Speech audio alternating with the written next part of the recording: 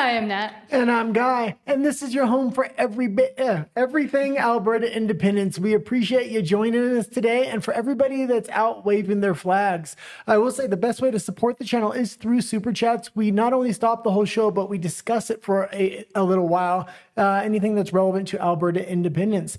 Also, don't forget to like and subscribe. It really helps us push us out to a larger audience so we can hopefully get this thing over the line on October 19th. Yes, and first of all, thank you so much for joining us today. And as you were saying, yes, Super Chats are a great way to support us, but also subscribing. Subscribing really does help us out, and it helps the channel grow. So if you haven't done so, please do so now, and hit the like button now, because it also helps us out a lot. Even if you're watching on replay, it still helps us out a lot. We try to read all your comments live, most if not all. But again, Super Chats, we pause the whole show for Super Chats. Okay, let's go into some comments here if we can. And Yazinski says, hi, Nat and Guy, watching from Edmonton, Alberta. Hello, and thank you so much for being here. And I hope you're having a good weather day today as well. I know yesterday was it Calgary and Edmonton that was sunny, or just Calgary? I think it's been sunny for a while there. It should be a nice day, I'm thinking, for the events that are happening today. So it should be very good for all the slow rolls and flag waving events. And Silverfeet says, hi, hello, and thank you for being here as well. And I got quite a more news on breaking news. I added a couple stories just before the show, so I guess we'll get into breaking news right off the bat here. Yes, sorry, I was running in, so I wanted to say properly. Okay, let's start with, let's hit the button first. Let's go to breaking news. Extra, extra, read all about it. Extra, extra, read all about it. Between the two sets, I keep getting confused now. But now let's actually start with Mark Nixon saying, quote, this is single-handedly the biggest mistake in Mark Carney's time as Prime Minister. Liberal supporters hate rich, greedy developers. Seeing their leader bail them out is a massive betrayal of the Liberal base. We try to warn the elbows up voters. Carney was bad. He's a banker. Yeah, and I think this is where you're going to see the NDP has really been going up in numbers. I mean, I'm not a supporter of the NDP, but they're choosing the far, far left. And Mark Carney is trying to reorient back to the middle. That being said, this is not going to appeal to a lot of liberals. So I think you're going to see even more people hollow out from the Liberal Party and go to the NDP. The big problem with that is every time election time comes around, the NDP hollows right back out to the Liberal Party because they want to guarantee a win, if not a majority. But not everyone's suffering. There have been some results for some people. The Liberal club of power brokers, lobbyists, and insiders are getting richer than ever, making everyone else poor. The Carney condo bailout is just the latest example. And why is he Sorry? It's a little loud. Oh, I think it's just our headphones. It's not loud for them. Okay. bailing out these condo developers who've made billions over the last several decades? Well, and I quote, the developers don't want to sell at a loss. Okay, you want me to bring it down? Who does? Somebody's going to lose money, right? The government inflated the housing market into a bubble, and now the bubble burst. So who's going to pay the price? Mark Carney wants you, the welder, the waitress, the barber, the small business person, to pay through your taxes to bail out his developer friends. You, the people who acted responsibly, you, the ones who've been suffering with high prices, you're the ones that the Carney Liberals want to pay this price. Ironically, it's the opposite of what he says. He says that this is a policy to make housing affordable.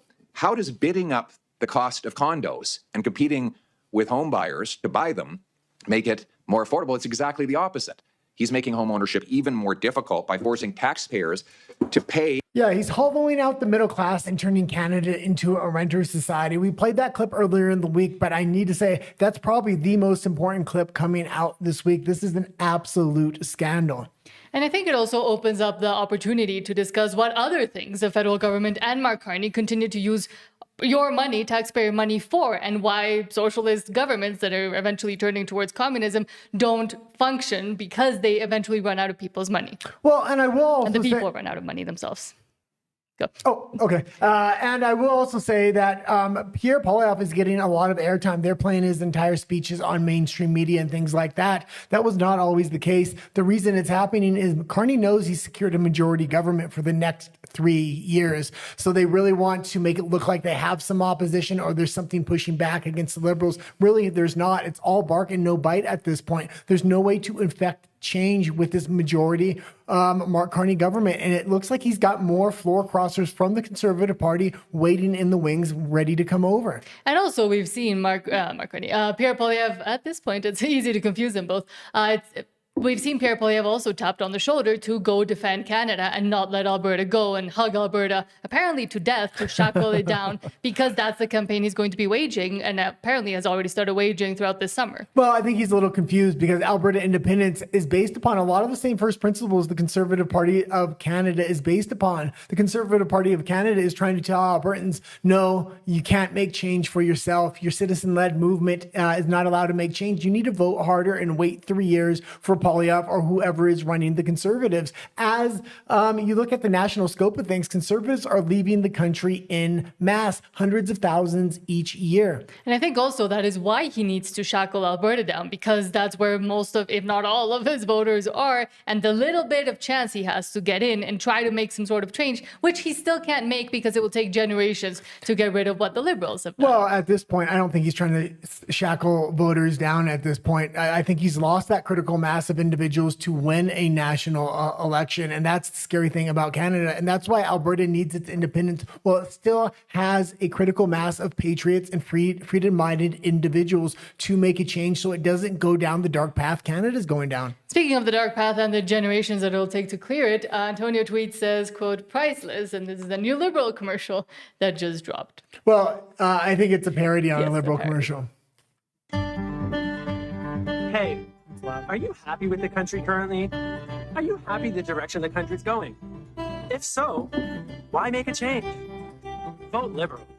Side effects of voting Liberal may include, but are not limited to, hyperinflation, false hope, housing crisis, hypersensitivity, internet censorship, never-ending lockdowns, increased taxes, internment camps, medical dictatorships, genocide, Chinese takeovers, vaccine mandates, two-tier society, virtue signaling, gaslighting, more carbon tax, worsening climate change, universal basic income, increased suicides and overdoses, decreases in productivity, decrease in livable wages, and undrinkable water for the indigenous. Ever since I voted Liberal, I've actually enjoyed watching my wife get fucked by other dudes. I've also become a power bottom. And that's why this time around, I'll be voting Liberal again. Is that a wrap? Is that a wrap? Jeez, is anyone actually gonna vote for this dickhead? I actually didn't watch the whole thing. I didn't see the edgy part at the yes. end there. I do have the headphones adjusted today, so if it seems You a do? little, yeah. So if it seems a little loud, it's because the ad's actually really Because I loud. think mine are really loud because they've been loud for No. Yesterday they were completely adjusted. I was making sure when we came back to the set. That being said, fantastic little parody. We need more of that parody. I don't know if that's coming from a national conservative or somebody from Alberta independence. Either which way, it helps Alberta independence in the long run because there is a lot of truth to what was said in that little parody commercial there. Yes, now I'm having to lower the volume for all the clips. Hold on. It's going to take me a while now. No, it's fine. Let's just keep going and we'll do them as we go through, Nat. Okay, next, Pocket Aces says, quote, 100 million to fix this place when you could build a new one for 10 million. Who's donating to this government albatross? And it was Harper's fault. It says. And we have another article that's going to go into this, I believe, in either Alberta Stay Free or Alberta Politics. And again, he's spending $100 million to remodel the shack, and he's going to try to use a GoFundMe, which is absolutely ridiculous. If not a GoFundMe, a crowdfundMe, I mean there. Hi, David Aiken, Global National, in the backyard of 24 Sussex Drive. That's the backyard right there, where much history has been made. Now, listen, fixing this place up is not going to be cheap. It's going to be a home rental project for the ages. In fact, back in 2008, the Auditor General of the day said fixing up 24, which was in dire need of repairs then, was going to cost $10 million. But the Prime Minister at the time, Stephen Harper, he didn't want to move out. He kind of just moved in. Plus, he thought it was a political liability to spend money fixing up his own residence. So the place just fell further and further into decline. Harper moved out in 2015 as the last PM to live here. And then in 2021, the latest estimate to fix this place up went to $37 million. It's been lying in disrepair ever since. And now, the best guess at this point in time to make that place shipshape for a PM and their family, think north of $100 million. Hi, Absolutely ridiculous. Carney should be forced to live in it, number one. Number two, they're not really showing the inside there. I would like to see a full tour and see the state of it because I'm willing to guess that house is probably in better shape than the residents most Canadians are actually living in right now. And it also looks like it's still up to the Canadian building standards that are subpar at best. And that is why things continue to break in such quick fashion. I mean, 20, 30 years shouldn't be where a house starts fully breaking down if you upkeep it I mean, semi well, but it shouldn't be looking in this much disrepair if they had renovations, what, he said 30 years ago? Yeah, $100 million is just a ridiculous price tag, especially when you're sending billions and billions overseas. Stop sending billions and overseas, and then we'll have plenty of money to fix Canada and your little housing residents there. The king needs a new castle, I guess. Make them live in one of those condos that they're now buying off of the developers because they didn't sell. And this, His wife lives in the freaking States anyway. Yeah, too. And his kids, yeah. And then Lori says Citizen Vigilante movie. I guess you want to talk about it more because I don't know much about this. I've been meaning to talk about this new movie, Citizen Vigilante. Now, it's more of a low budget movie, but it addresses the issue in Germany of mass immigration and violence that Muslim immigrants are bringing into the country. It got banned in Germany. Elon Musk has now put it out free on X, so that one of the many accounts you can watch it through is Lori H007. It's the full movie. I was actually going to watch it and review it. I was trying to figure out where to watch it. And then the news broke that Elon Musk got approval to blast it out over X, which is absolutely fantastic. And hopefully it makes its way into Germany, because we know the German government is wholly against this. They're calling the movie hate speech, and they're banning it across the entire country. Do you want me to look for a trailer for it? No, that's fine. I just wanted to talk about it. Everybody knew where to kind of go. Okay, so again, if it is called Citizen Vigilante movie, and I guess it is now findable on X. And Lori, this account has it, but I'm guessing other accounts have it too. Yeah, absolutely. Okay. And I think that was the last one. So let's go back to comments. We have one comment. Justin GP says, hi, folks. Working in the rain in the bush. Also, apparently it is raining, but in the bush. But enjoying that and the guys' show at the same time. And thank you so much. And please stay safe out there. But we know Justin GP does go out and was even collecting signatures out there in the bush, as he says. Well, we'll be going out later today. We rarely leave the house these days unless it's for the grocery store once a week. Yes. But speaking of, let's go to Alberta Stay Free.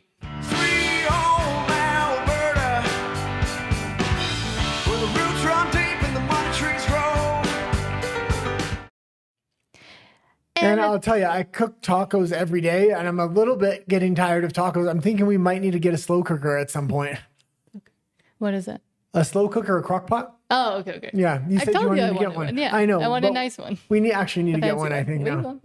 Alberta's Choice says, quote, calm down, Alberta. The adults are talking. And this is an ad that has been continuously playing, and we've tried to play it as much as we can because it is a good representation of how to use AI and use it in a funny way as well. Well, and I said I was going to keep playing this every day until they come out with a better AI act, because this is the gold standard for Alberta independence AI. It's absolutely fantastic. It's extremely funny. I like how it has that turn almost 3/4 of the way through. Whoever made this, continue to make more. Yes.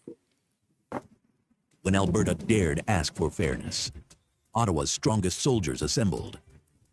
We must protect the Federation. Canada forever. Alberta under control.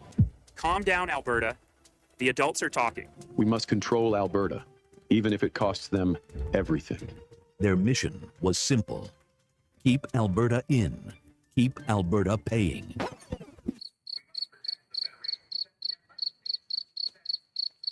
You boys look like the HR department at a pipeline protest.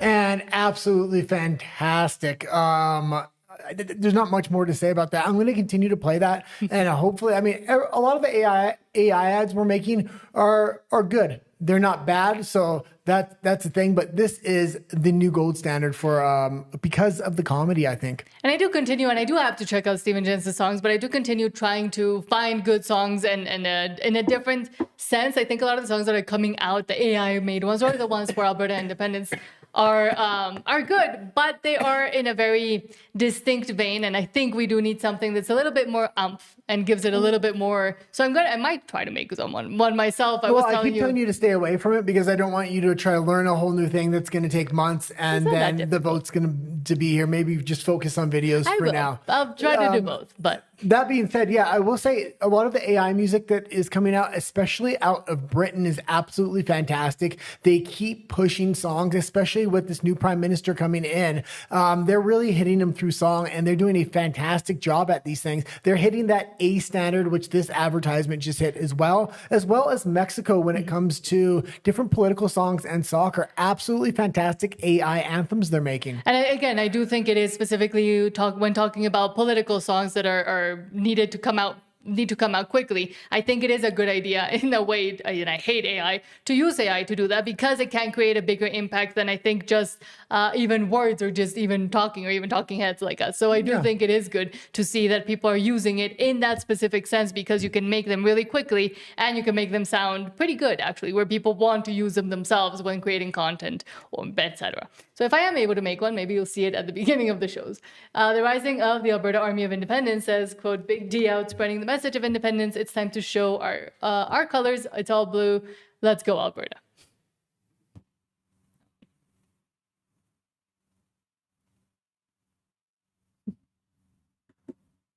And I know the blue flags are waving today because there's a few flag waving events. This is absolutely fantastic to see. And it has a little bit of attitude. Bikers for Alberta Independence. Yes. Oh, that was it. Okay, hold on. Let me find the next one then. Next, Anthony Russo says, quote, "The biggest political lie Canadians still believe is that Ottawa speaks for Canada. It doesn't. I think we're watching the old Canadian political order come to an end, and this conversation is long overdue," says Anthony Russo. Hold on. One of the biggest lies that Canadians still believe is that Ottawa speaks for Canada. It doesn't. Canada isn't one political culture. It's a series of different regions with very different cultures and extremely different interests. And the more that we ignore that reality, the more we're going to see the dysfunction coming out of Ottawa increase, where we have legislation that comes in that doesn't represent the people. It doesn't represent the desire and voice of the literal populace. And that's a real problem, and we need to look at it because honestly, that is one of the core things that's driving Alberta separatism. You know what, you guys? I've always identified as a federalist, but when we stand back and look at what's taking place in Canada right now, I think we need to start analyzing the literal structure of our democracy, because I would... And that's what we've been talking a lot about. And Pierre Poilievre has been pointing this out as well. Mark Carney has flipped the structure on its absolute head. It's supposed to work and the power is supposed to be based at a local level, a provincial level, and then very little power is supposed to be at a federal level. After the jibby jab era, the Liberals literally flipped that upside down and they're not going back, especially with a majority government now. Censorship bills, I mean, you can look at almost every aspect of Canada and the power lies at the federal level with the Prime Minister, but primarily the judiciary. But I would say even before the jibby jab era, we did see, and we have been seeing for decades now, how as the globalist mindset comes and creeps and continues to creep in, but most, if not all governments, at least in the civilized or Western world, have been turning towards wanting to grasp and grab more and more power for themselves, when before maybe the systems did work a little bit better, but now we're seeing I would say we're arriving at one of the final conclusions of that. Yeah, absolutely. I mean, you're seeing it all over. No, we're going to continue to play it. You're seeing it all over Europe. You're seeing it all over the UK, Australia. All English-speaking Western countries are betraying their citizens, going in one direction where the citizens are demanding change. A lot of these things, or I would say the majority of things, aren't even being put to votes to citizens. It's just globalist politicians making decisions. Mass immigration is a good example of this.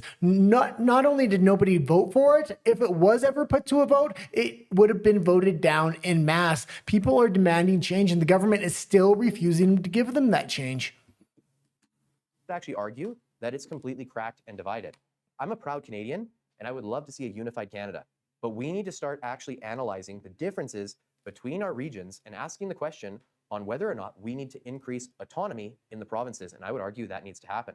But let's take a look, for example, at Alberta separatism. They have some very justified disillusionment with Ottawa, with the East. And one great example of that is that Alberta is a large producer of GDP, and they regularly send equalization payments that are consumed by provinces like Quebec. Quebec consumes massive amounts of equalization payments. Now, here's the problem with that where we lack common sense. Alberta has a very strong oil and gas industry. That's one of the producers of the funds that send equalization payments out to Quebec. And then Quebec, in return, after they cash the check from Alberta, go out and litigate against the natural resource sector in Alberta and try to shut down pipeline projects. So yeah, and this equalization payments is a failed project. It's obvious at this point, especially when you point out what's happening in Quebec. Massive remittance payments are being dished out to Quebec, and they're doing fuzzy math there. They don't have to actually account for a lot of their hydro energy sector as energy. They're holding a lot of their different sectors back. So it's preventing a lot of provinces that are collecting remittance payments from developing industry. And that's what we want. We want strong individual provinces. At this point, it's not going to happen. The federal government is way overstepping the bounds. And the only way to get autonomy is through Alberta independence. And I'm glad, and I don't know who this guy is, but I'm glad that he's realizing it, but he's realizing it quite a bit too late. But I'm guessing, again, it helps show that there's people that still are just arriving at these conclusions, while a lot of other people have been knowing this and feeling this for a very long time now. They don't know the history. It's a 100-year history that the west of Canada has really been held down, especially Saskatchewan and Alberta. That's why we're standing up. It's really hard to educate people when we don't have access to the mainstream media like other sources and things like that. That being said, if we can get somebody in power as the premier of Alberta and really start to implement sovereigntist policies like not putting all the natural resource money in Ottawa banks and putting it in Alberta banks, that literally takes nothing. It takes a phone call. The federal government will go absolutely ape shit and try to stop that, as well as different other policies like stop giving remittance payments. Now that takes a bill, and there's been some white papers done on that, on how to stop those remittance payments. But if we have somebody that's actually willing to do it and stop asking permission, it will force the federal government to take action to prevent sovereignty of provinces. And this will be a real-time education for all Western Canada and generally all of Canada as a whole. Since Alberta is sending money to Quebec in order to pay for the legal bills for Quebec to try and shut down their production. There's no common sense in that, and it applies equally to British Columbia, Alberta, and Saskatchewan, 3 provinces with a very strong natural resource and agricultural sector that are producers of GDP that send money to the East that's consumed, and then the East comes out and tries to shut down their production. That doesn't work, and we need to stop pretending it works. And you know what? Something very interesting just happened in Alberta, and I think it drew a line in the sand and a precedent that the West needs to analyze very carefully. When the federal government came out with the federal gun buyback program, Danielle Smith, the leader of Alberta, came out and said, that's nice. The RCMP here in Alberta, I'm instructing them not to enforce that. Well, that was huge. That was literally a province saying, we will not enforce that federal piece of legislation.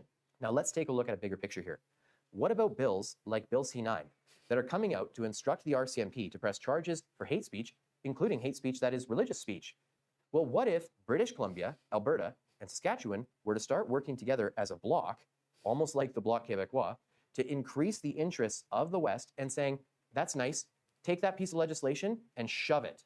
And you know what? I understand that language isn't politically correct. And this is kind of what's being pitched. And I think this is the first stage of federalization. They're going to get these Western provinces to say we need to push back. They want to look like it's a pushback. And then there's going to be contracts signed with all kinds of strings attached where you're going to lose sovereignty for your individual province for the bigger hope that, we'll save the West by standing together. That standing together mentality they're going to try to sell to the people is going to be federalization. We've seen the MOU that Danielle Smith recently signed, and it did not protect sovereignty in any way, shape, or form. A matter of fact, it put a carbon tax retroactively on oil that's already been coming out of the ground before a shovel's even in the ground on a new pipeline.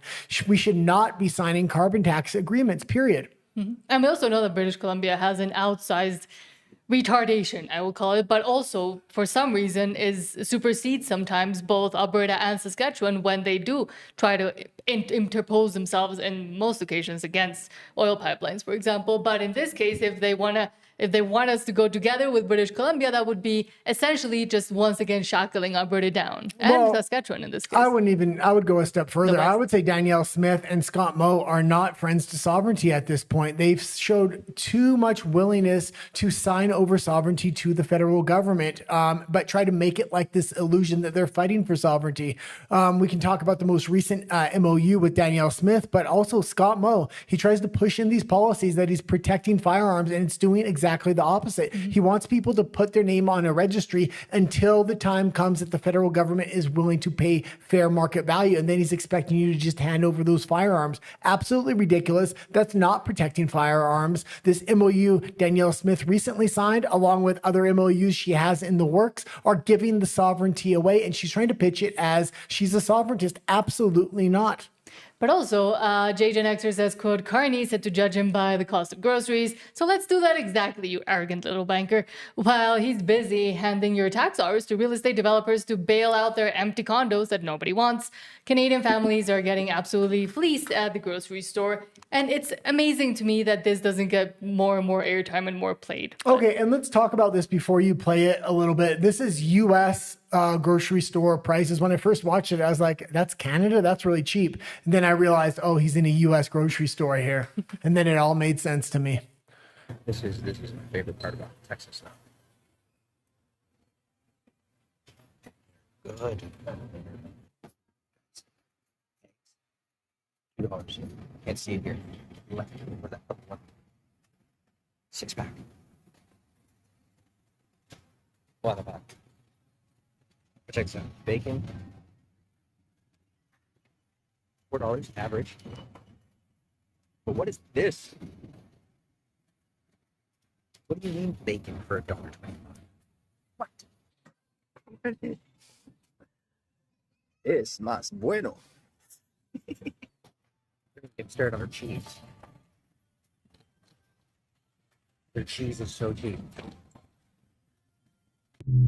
And I mean, if you want to judge people based upon their grocery price on the grocery prices, which Mark Carney said, I would say Donald Trump is doing an absolutely fantastic job, and Mark Carney is running Canada into economic devastation if we're basing it on the grocery prices here. And I do want to kind of read what was written there because I think it does fully exemplify it. And having the prices here. So this is a Canadian in a Texas Walmart losing his mind over the prices, with avocados being 55 cents, eggs $1.87 a dozen, and bacon as low as $1.25. And still now, before we left, those prices seem insane for where we were living in Vancouver.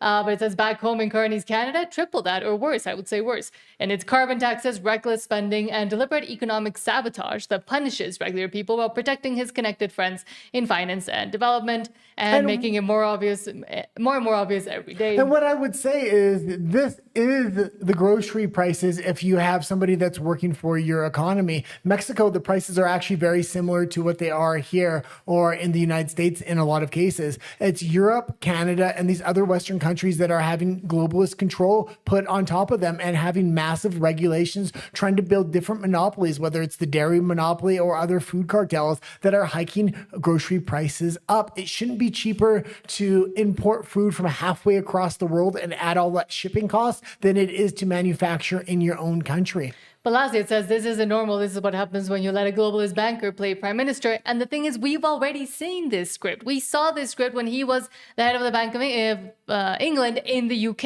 and what essentially helped led to their demise and to Brexit and to the failure. That was Brexit by not actually changing the policies after England was independent from the EU. Yeah, and I would say Brexit overall would have been absolutely fantastic, but they went from one globalist government to another globalist government and didn't change the system. Alberta Independence wants to do something completely different here. They voted Conservative for the last 93 years. That is going to be a firm foundation to press the reset button, and the economy is going to absolutely boom because it will be able to lean into the resource sector, break free of these NGOs, break free of the UN, NATO, the EU, and all these other things. And it's going to be able to make direct alliances, mainly with the United States of America. That's the only real trading partner they need at this point. But the other trading partners, they'll be able to add on as net beneficiaries because they have what the world needs. And with this, judge him by, because again, he said that.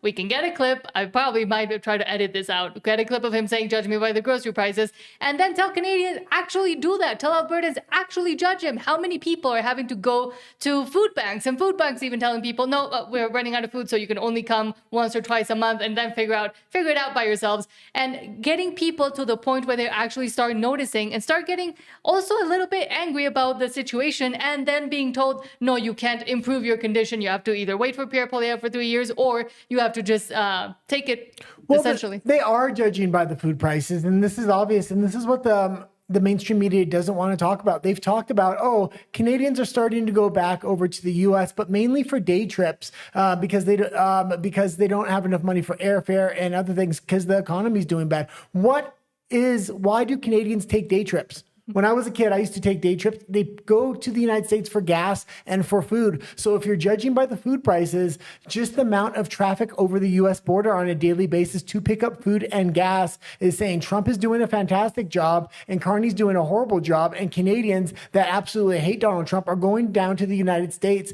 to buy their food and their gas.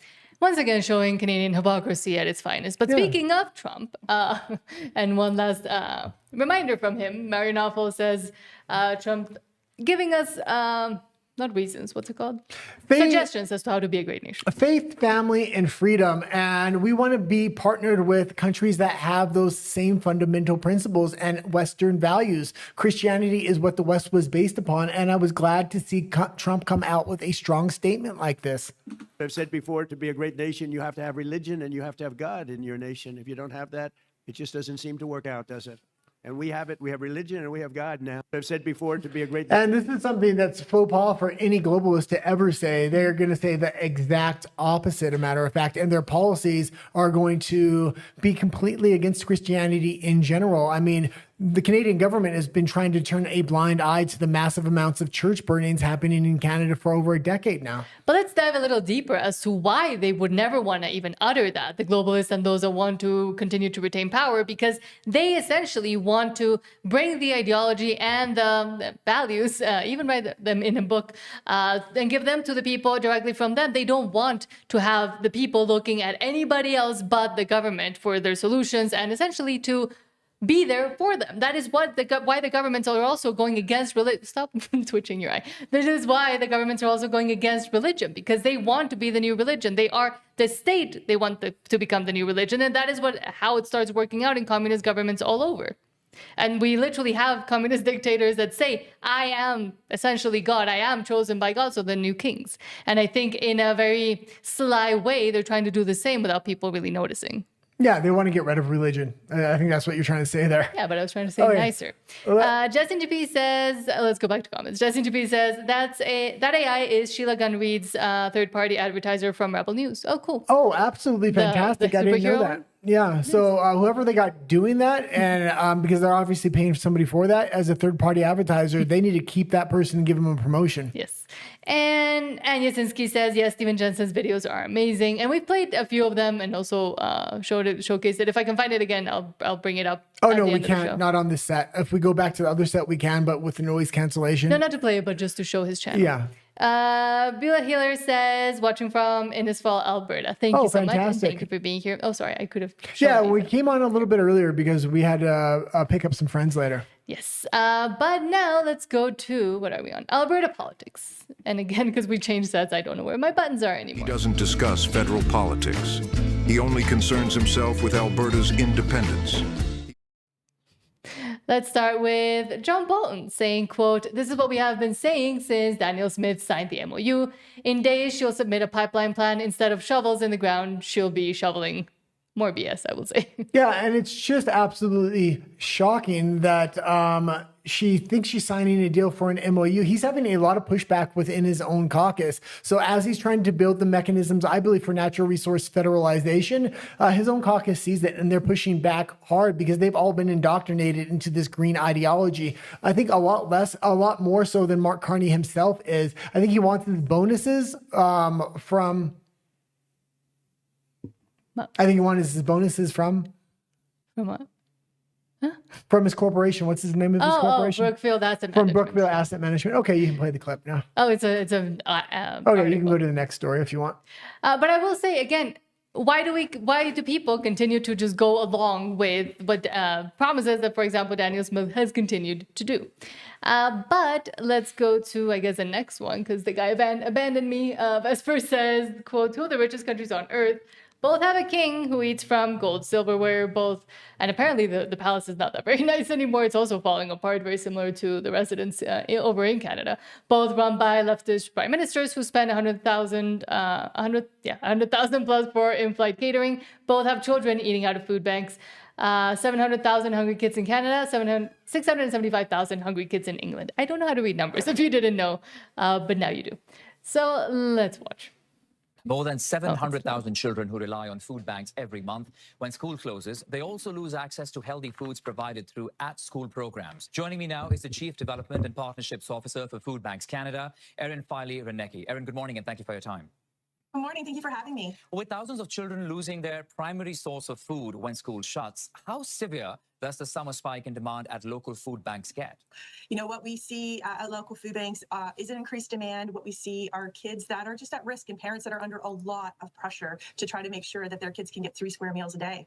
To that point, so what are you hearing from parents and families? With the cost of living being what it is, that what we're hearing is that the pressure hasn't let up. And so parents are having to make really tough decisions. And so they're looking at their bank accounts at the end of the month going, am I going to be able to pay for rent, or am I going to have to go to the food bank to make sure that I've This is absolutely ridiculous. This is happening. We're watching Canada slowly turn into a third world communist country right before our eyes. Mm-hmm. And again, we also see that some of the international students, for example, that are coming over to Canada are being allowed to take advantage of things like food banks, which then have to turn away actual families that are continue to struggle. Food banks aren't the solution. There's a very, very simple solution to this, but the dairy cartels and the food cartels that the government has built up over time is a real problem, and especially the lobbyists that are funding money to these politicians to consolidate those cartels. You simply open up tariff-free food trade with the United States. We already seen the food prices that they are in the United States. That food will come directly over the border.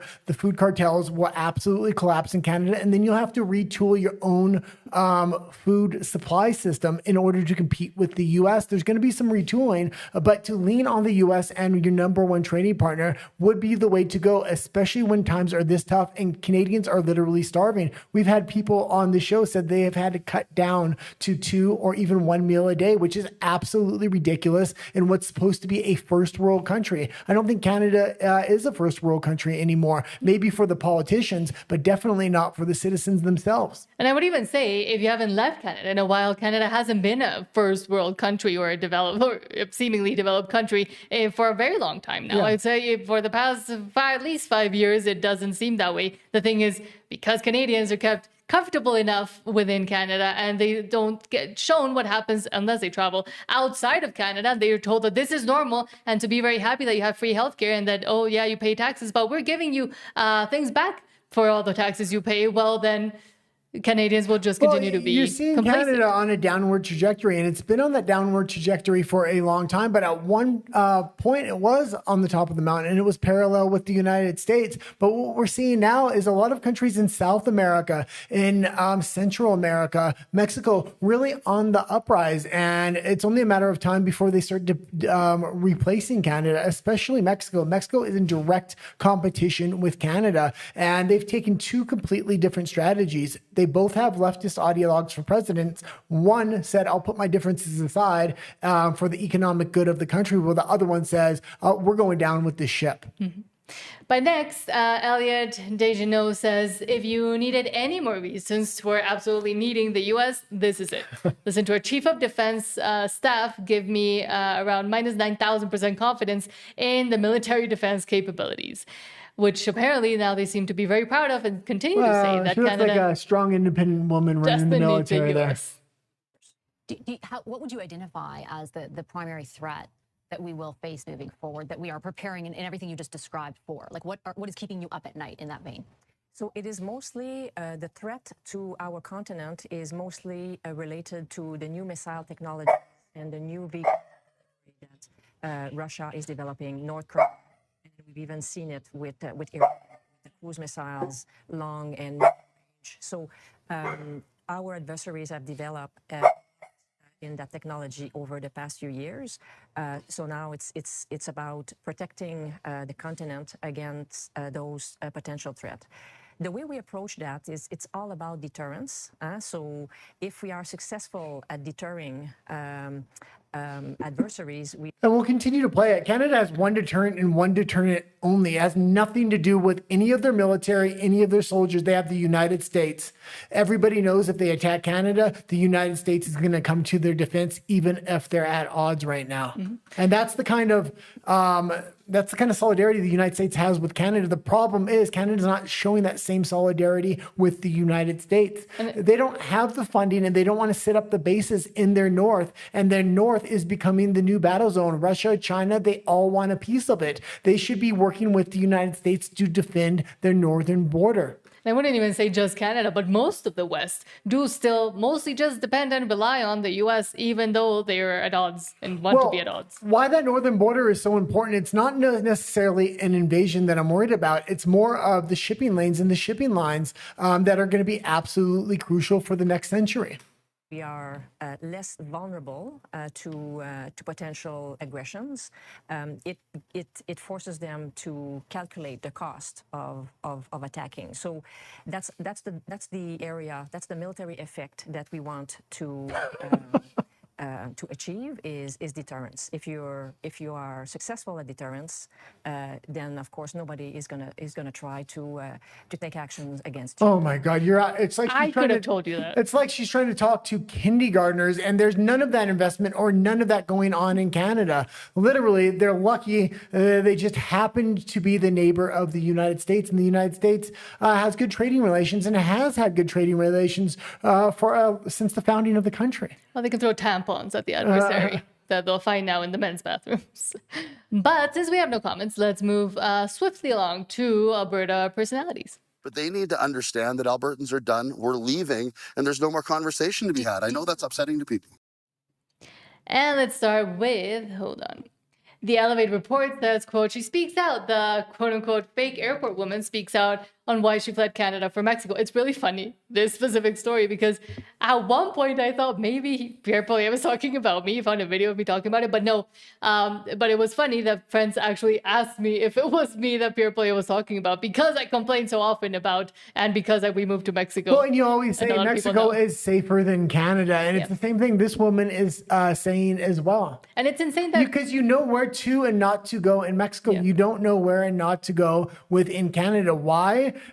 Because it's literally insane drug addicts walking around the street that could flip on an absolute dime. They're not trying to rob you. Like, I used to live in the United States, and I say even the United States is safer, because if somebody's asking for your wallet, they're asking for your money. In Canada, they're not even asking for that. They're just walking around the streets halfway insane. Canada is an open-air asylum in specific cities like Toronto and Vancouver, but now it's spreading out even to not just suburbs, but even smaller towns and cities like, for example, Fort Langley. Yeah, Fort Langley, close to Vancouver, is also starting to see random crazy people. And I don't know what she specifically says here, but okay, I'll say why it felt safer after we watched the clip. My entire network, everybody I love and care about, lives in Canada. You know, I have friends all around the world, but my people are in Canada.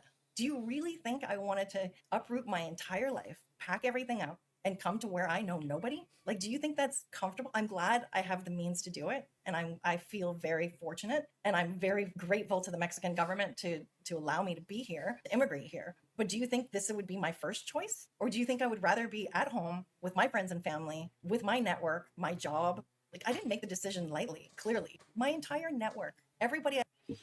Yeah, absolutely. And it's not an easy choice. All these hundreds of thousands of people, if you look at the statistics, every year are fleeing Canada. A lot of those are conservatives. They're not doing it easily. They don't want to leave Canada, but they're seeing for their own future, for their kids' future, and for their grandkids' future, there's better prospects in a lot of other countries, especially with the United States putting the Western Hemisphere first now. You're seeing major effects in Central America, in South America, and those countries are a lot cheaper to live in, and they actually have a game plan going forward for the future.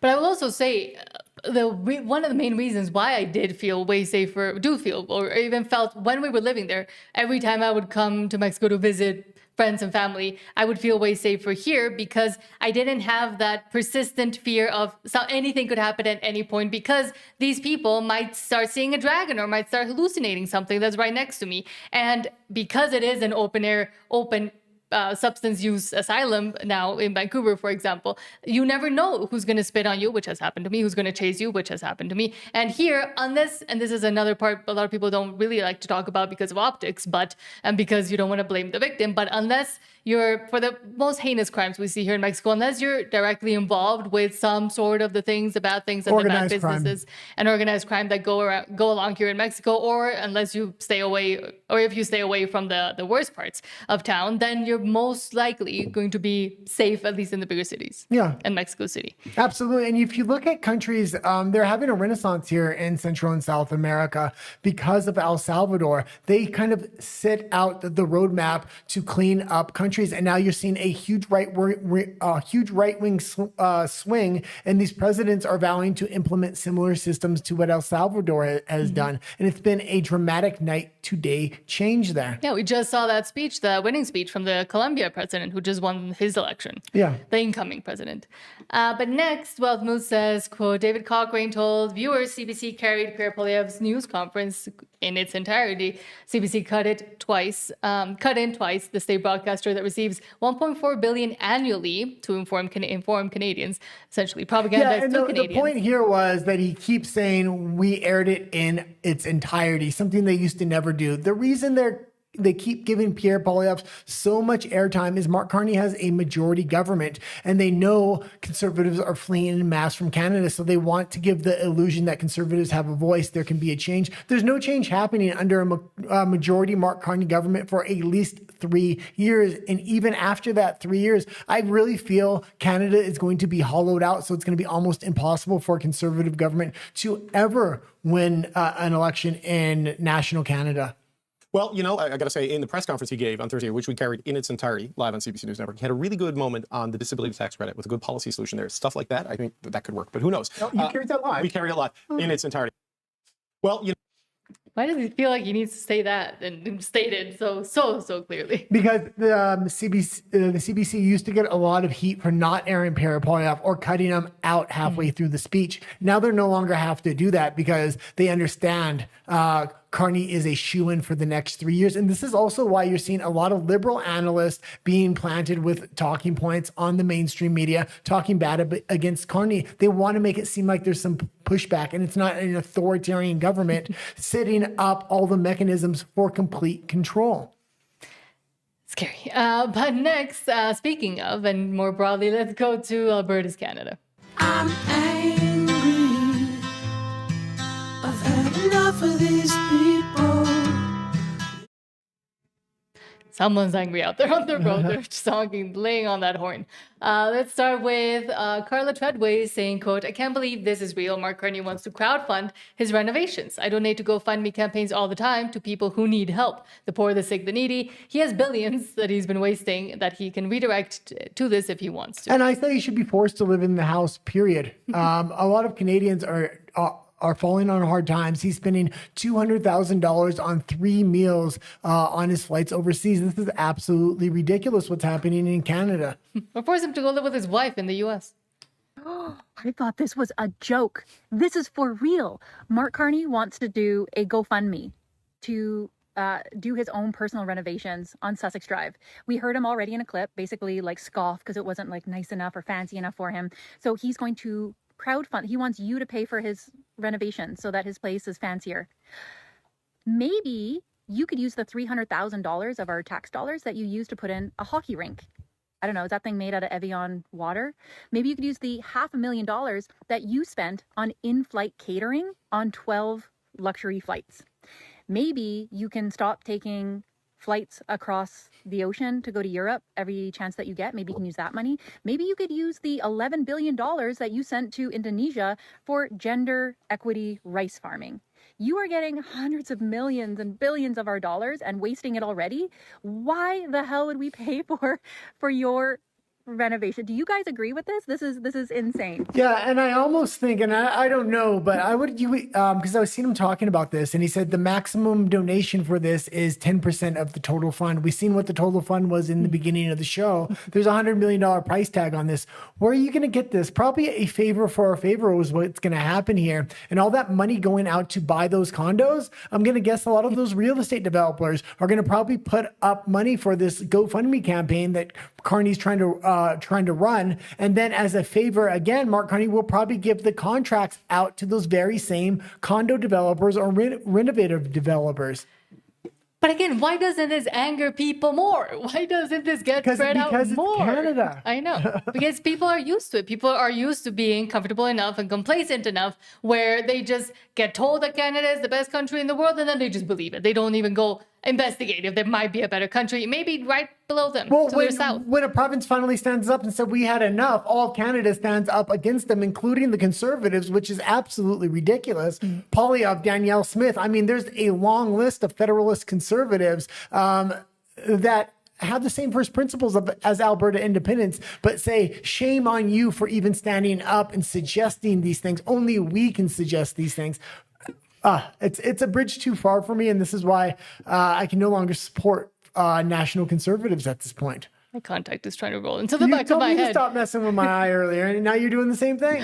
It's been annoying me all show. That's why I'm a little bit off. But I was going to say, do the conservatives even really have, Canadian conservatives have the first principles of, for example, Alberta independence-minded people and freedom and independence-minded people? Because if they're just there to grasp for power and want to retain as much power as possible within a bigger and bigger federalist system and want to shackle down anybody that does want to live by those principles, does that really even showcase that they have them? If they're willing to go along to get along just to get power, maybe to just get into power eventually if they wait long enough. They have populist they don't. They do, because they have populist policies and populist talking points.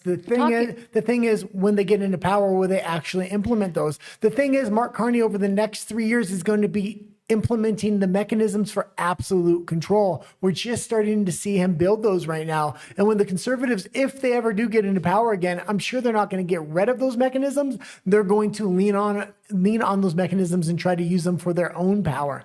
But that's where my question is. Like, if they haven't even been able to implement it and it's all been talking points for the past, 11 years, do we really believe them? Do they have those first principles, or do they just talk a lot, know how to talk a lot well and convince some people? Nat, it's a uniparty at this point. I know, that's what I'm saying. The Conservatives are there to make it look like there's pushback against the majority government. That's going to continue to be the majority government and push Canada into a communist cesspool. Literally, yeah, that's what I was saying. But next, Jaden Exer says, quote, say louder about Mulroney, louder. This is 100% racism. Government job postings that openly say BIPOC only and explicitly state Caucasian not permitted to apply. This literally sounds like they used to say Latino need not apply and the other word need not apply. We can just play the clip here because he explains it extremely well and he did a fantastic job. It's insensitive. It's racist. It's insulting to the people giving you the money. We got a text that said, let's see, I work for the government. I see a lot of postings for BIPOC only, and it clearly states Caucasian not permitted to apply. So I want to be clear. My money is good enough for you to take. My money is good enough for you to take, spend on things that you think are important. But I am not valuable enough to apply for a job with you. You could see why this might be a little bit upsetting, no? You could see why this might have some people very frustrated. No? They'll say, no, it's not racism. It's a remedy against past racism. You can see why that's, in French we say, bête comme mes pieds, dumber than my feet, right? You can see that, right? I don't care if you're wearing a suit and you have the privilege of walking the halls of the House of Parliament. Take that away. If you believe that, you are bête comme mes pieds. That's, I'm not, I'll die on that hill. It's insensitive. It's racist. It's yeah, and he's absolutely right. And this has been going on for well over 10 years now. I used to see these job postings all the time in Canada. We talked about it when we first started the channel about 4 or 5 years ago. This issue was coming up, but it had been an issue even before that.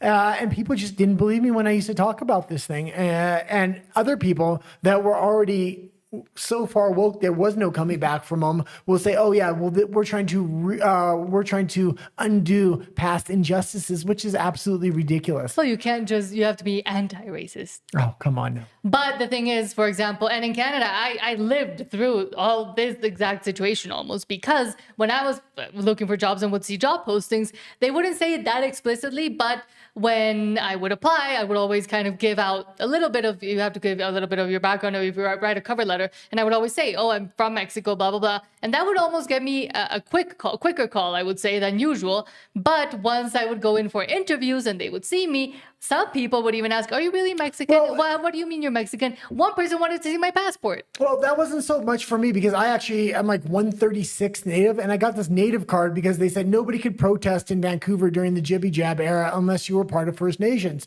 So I actually finally signed up and got my little native card, says I'm 136. Mm-hmm. But then I was like, oh, maybe I can use this on these job postings. So I started clicking I'm native. And a lot of these job employers just want that box ticked because they get benefits from the federal government.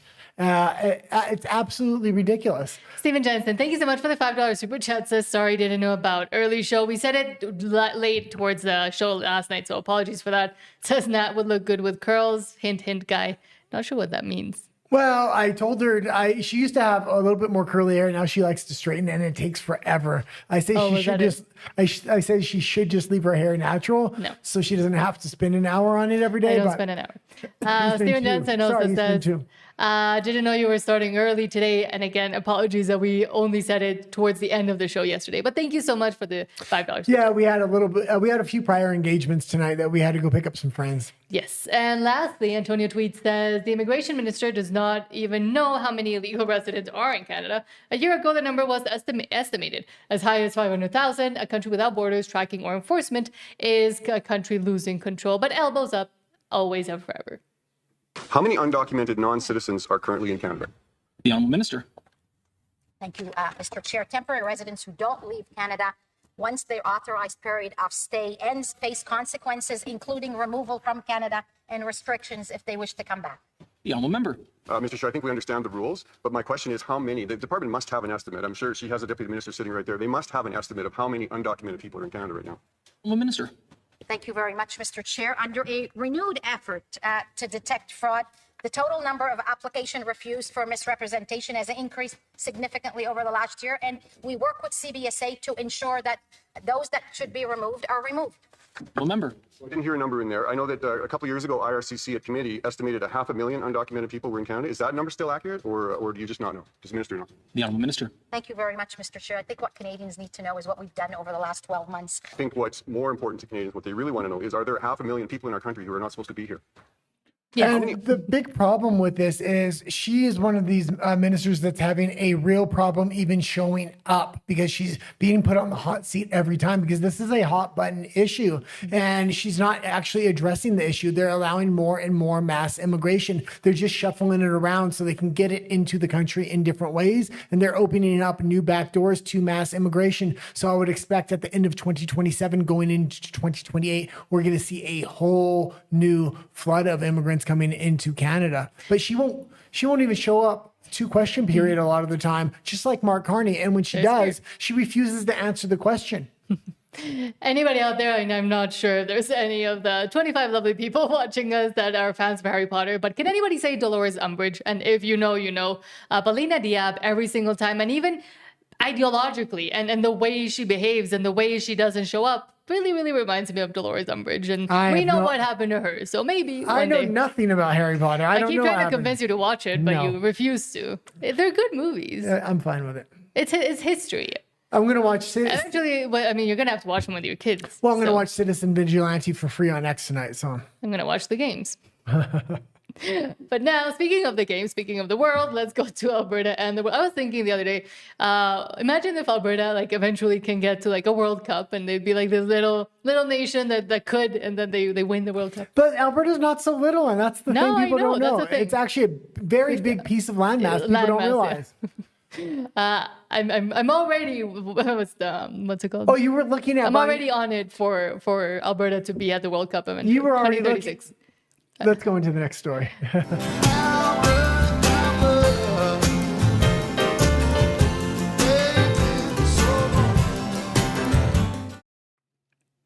Let's start with Fergus Hodgson. Says, quote, the people working for Alberta to be a proud nation have gathered insights along the way. Their epiphanies are relevant to the Irish cause and suggest that with the right strategy, Irexit can happen sooner rather than later. Yeah, and absolutely. We see a huge uprising happening within Ireland, and it keeps coming up and then simmering down, coming up and then simmering down. It's only a matter of time before they wake up and they realize the only real solution is going to be independence, just like Alberta has already realized.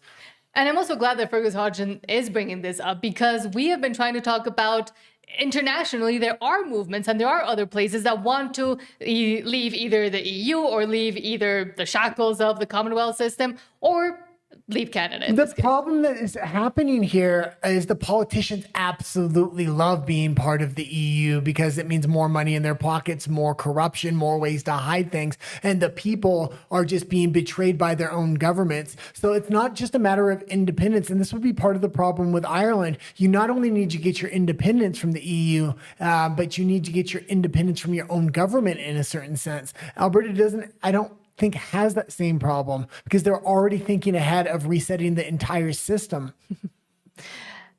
Sorry, I was trying to figure out the next. But I was going to say, you were looking at jerseys within Alberta for their soccer team, and you're like, oh, they don't ship to Mexico. This is a shame. But there's a cavalry FC at Alberta. I don't know if they're good or not, but their jerseys I like were jerseys. nice. Yeah, I do like jerseys, so maybe. But next, Colin Rugg. Speaking of the World Cup, Colin Rugg says a Texas man is taking World Cup tourists, and he's not the only one though. Four-wheeling, dancing, horseback riding, and shopping at Buc-ee's to give them the best American experience.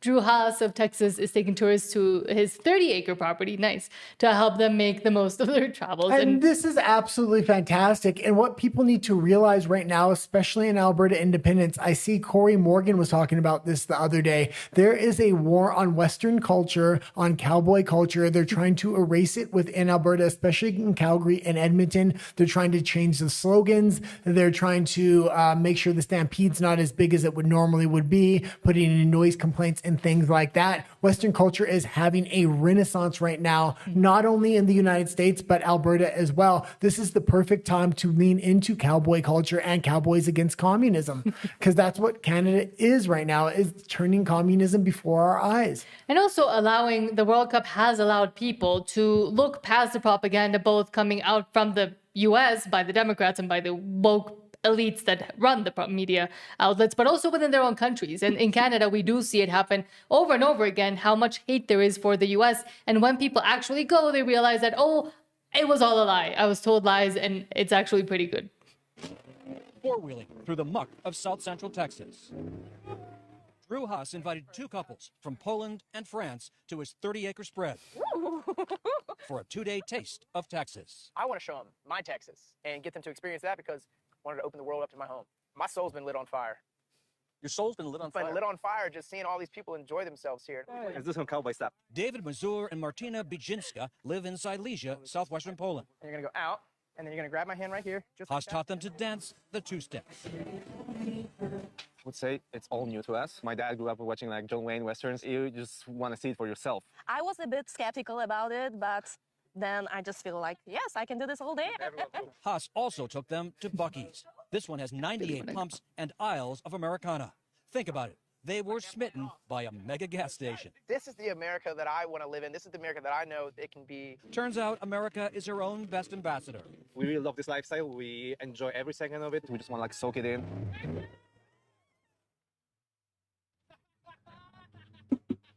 And the rebirth of cowboy culture has been really happening for 5 or 6 years now right now, and it's not even peaking at this point. We see other people trying to put the skin suit on of it, like Beyonce and things like that, and it's not working. They want authentic cowboy culture, and Alberta has that. And because Americans are leading in so much into it, and the world is really seeing this revival of it, it really benefits Alberta independence in a lot of cultural ways, because that fact that Alberta does have that cowboy culture and that's what makes it distinct from the rest of Canada is absolutely fantastic. But I don't even know if it's just cowboy culture or the principles of freedom and free speech and etc. that kind of underlie all of that and all the way that the West used to be. And I think it is enlivening a spirit within all these Europeans that have been told that that is bad, to forget about it and to not even look towards, freedom or or capitalism or wanting better markets or a better condition for yourself. You can't even think about wanting to better yourself because that would be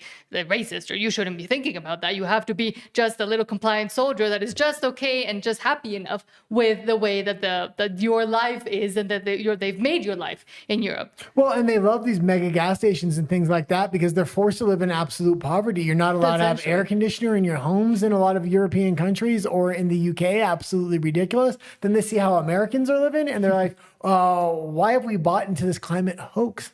And not just the climate, but into this hoax that we need to be less, we need to be little, we need to be not so proud. Oh, we colonized half the world a long time ago, so now we have to repent for our sins forever, apparently. And that is the same script that is being given to Canadians. Yeah, let's go into the next story here. Next, Ryan Girdison says, quote, wow, Jamie Dimon, CEO of JP Morgan Chase, called Carney's middle powers plan a fantasy. He says it's already been done already, and it's called Europe. When Carney is being made fun of by the elites, we are in bigger trouble than we thought. And they've been making fun of him for a while now. Mark Carney said, the middle powers should get together. It's a fantasy. They did that. It's called Europe. It is hard to go to a CFR event these days where Europe doesn't get dumped on, I'm afraid. But Europe, this is a serious problem. The GDP of Europe has gone from 90% of America to 70%. And at the current, and our views will probably continue to erode over time because high taxes, I'm not against social safety nets, and we should probably talk about that a little bit too, but they're too high and effective in a lot of countries. They have 100% debt to GDP also, but growing slow is much worse with 100% debt to GDP than growing fast. And they're kind of anti-business, poor tax structures that stop investment, capital formation generally drives growth. A lot of that capital is moving here. Like here's some big numbers for you. Our stock exchange is worth, I think, 60, maybe 70 trillion today. Deutsche Börse, 3. The FTSE at UK, 4. The French one, 3. And that is serious stuff. And there's not a deep recognition. So Mario Draghi wrote this great report. That is what they need to do. Have a real European Union, open trade services to everyone in there, have a big common market, have a growth strategy and policies that can drive growth. And the EU is just about regulation, and they make more money off of regulating American social media and finding American social media than they do off of their own social media, which is almost non-existent.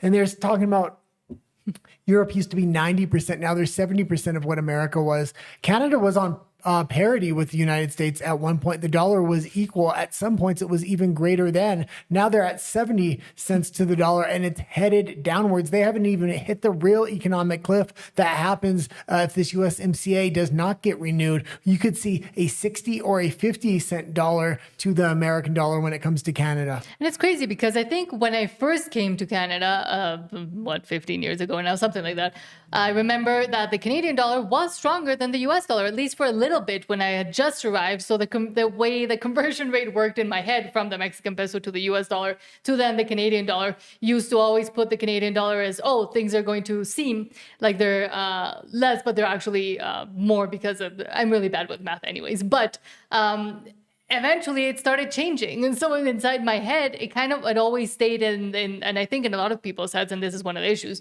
it stayed as, it's always been, the Canadian dollar continues to be higher than the US, but it hasn't, and it hasn't been for a very long time. So I think also not being able to even talk or discuss it or being told it in the media more and more and being emphasized more and more that this is happening, I think contributes to the false notion of what goes on with the US and Canada and the dollars. Yeah. It's just trying to be not just the dollar, but the investment market, the GDP, and things like that. Yeah. All the manufacturing is hollowing out from Europe, and it has been for a long time because the energy prices and their restrictions on Russian oil. That used to be how manufacturing survived within Europe, was cheap Russian oil. No longer, and all that manufacturing has hollowed out to the United States, and it had a few years ago. Irishman says, quote, the UN sent me to Ireland. I get £500 every week, or €500, every week from the government. Syrian migrant tells Nick Shirley about moving to Treasure Ireland. Yeah, he makes more than I do. How long have you been here in Ireland for? 9 months ago. 9 months. What country are you from? I come from Jordan, but I'm from Syria. And how are you being received here in Ireland? Very nice. Very nice. Very nice for me because I come in from Jordan and from Syria before. I come, there, everything not good. And what makes so many migrants want to come here to Jordan isn't doing that bad. He could have stayed there if he was really fully seeking asylum, but Ireland? How I come to Ireland? Yeah. And also, Ireland is one of the deepest countries within the EU. This is why these migrants shouldn't be there. You're supposed to claim asylum at the first country you come to. From UN. And how come you wanted to come to Ireland? I asked, okay, when call me somebody from UN, he tell me, can you go to Sweden, to Germany, to 5 countries maybe. But I know my friends here in Ireland, very good, everything in Ireland. I'm Muslim, here no problem. Here no having seen another country, you Arabic. should be problem, but no, here no problem. And they gave him a menu of countries to go to, but his friends are there, so it's And all those countries they mentioned were very deep within Europe. So that means direct flights in. Not Irish, okay? I live here with everyone. Where do you live? Do you have house or do you stay in the hotel? No, I'm in Europe Center now. But maybe after 1 month, I'll go to a new home from County Council. Okay, so does Ireland give you any money every month? Yeah. How much money do they give you? Every month. Every week. I'm married. I have 3 daughters, my children. I take same 500 euro in 1 week. So he gets 500, and we shown the mainstream media clips that they were actually shocked when they did this. They asked a similar question. I think it was Sweden. Oh, how much money do you get? And he said, well, they gave me this house for my wife, and I get this amount of money. And then he said, but I have a second house here that they gave me for my second wife, and I get this amount of money for that. Absolutely ridiculous. So every week the Ireland government gives you $500. Yeah. And you, where are you from? Sorry, I don't speak English. He coming with me. How many people came with you to Ireland? For me, 100%. How many family or friends came with you to Ireland? With me coming, no, 9. 9.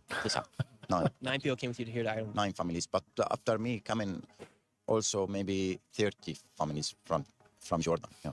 And Lebanese. 30 more families. How did you get here to Ireland? Did you come through Belfast from Northern Ireland? No. I come direct from Jordan to here. How long do you plan to stay in Ireland? I want forever. Forever. I'm Irish now. So you and the 30 other families that came in here plan to stay forever? Maybe. I'm not sure. For me, I tell you, I want to stay here forever with my.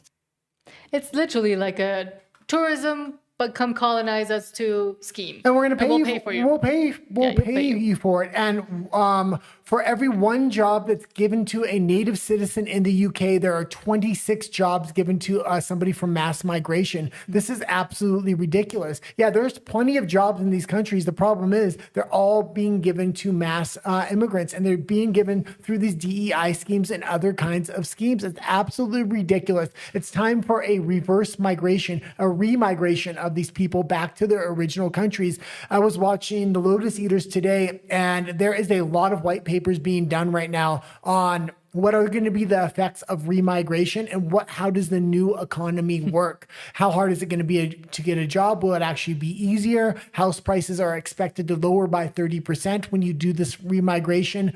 Jobs will be plentiful. This is the thing. For the GDP of the entire country, it may go down a little bit, but for the quality of life of the actual citizens that live there, it is going to go up. Citizens are literally told, bend over and shut up and just take it. Just continue taking it. If you try to not take it, well, then you'll get in trouble. But if there's enough people that come out and say, no, enough, I'm not bending over for you anymore, I think there could be a change, but we got to get them out to actually do something. Silverfeet says, quote, why do I say quote? For some reason, I can't bring it up, but it's Silverfeet says, when I see they're using my tools for this purpose, I said that's racism.